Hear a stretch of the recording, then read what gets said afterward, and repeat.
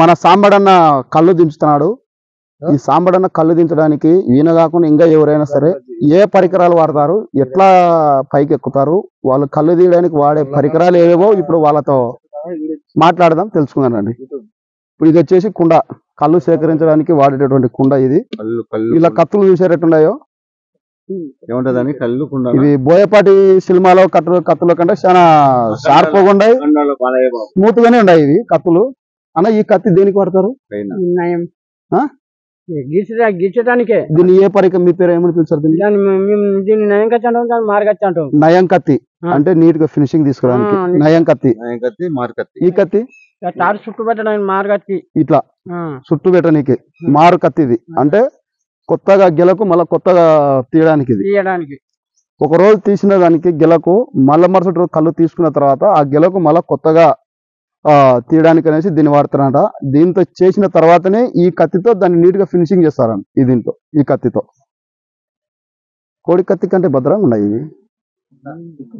ఒకసారి మన అన్న థర్డ్ సెట్ ఎక్కాలంటే ఏ ఏ పరికరాలతో ఎట్లా ఆయన సెటప్ ఒకసారి చూడండి మీరు.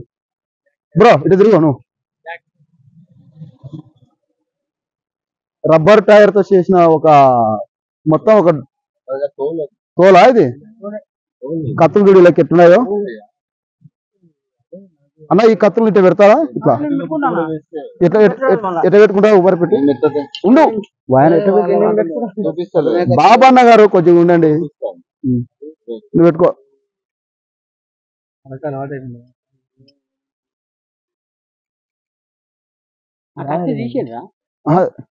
లోపల ఒక కత్తి ఉంది. ఏ కత్తులు ఎట్లా మేము అది ఇంకొకరు పెట్టుకునేది.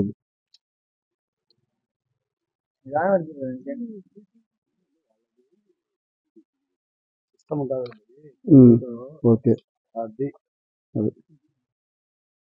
ఒకసారి మళ్ళా చూపిన దాన్ని ఎట్లా పెడతావు కత్తిని తీసి ఎటు నీకు ఏమైనా లేట్ అవుతుందా? అయిపోయిందా దించడం? తీ ఒకసారి తెలంది పైన. మీరు అంత కష్టపడి పొజిషన్ ఉంటారు కదా, పలానా కత్తిని ఎట్లా తీసుకుంటావు నువ్వు దాన్ని? పోతున్నాం సార్. ఓకే ఓకే ఏం కాదు.